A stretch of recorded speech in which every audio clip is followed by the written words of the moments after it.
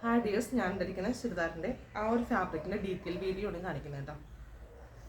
ഈ ഒരു ഫാബ്രിക്കിലെ ഈ ഒരു ചെസ്റ്റ് പോർഷനിലും അതുപോലെ തന്നെ ഓൾ ഓവർ സ്പ്രെഡിങ് വരുന്നതാണ്. എൻഡ് പോർഷനിലായിട്ട് ബോർഡർ വരുന്നതാണ്. ഇതിൻ്റെ ഫാബ്രിക് വരുന്നത് ജൂട്ട് ഫാബ്രിക്കാണ് വരുന്നത്.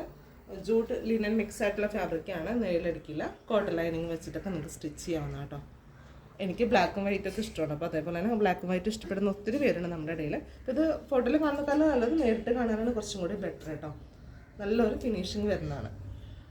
അതേപോലെ തന്നെ ഇതിൻ്റെ ബാക്ക് പോർഷൻ എന്ന് പറയാനായിട്ട് പ്ലെയിൻ ആണ് വരുന്നത്. അതിൽ എൻഡിൽ ഇതേപോലെ തന്നെ വരുന്നതാണ്, ബോർഡർ വരുന്നതാണ് എൻഡ് പോർഷനിൽ ബാക്കിൽ കേട്ടോ.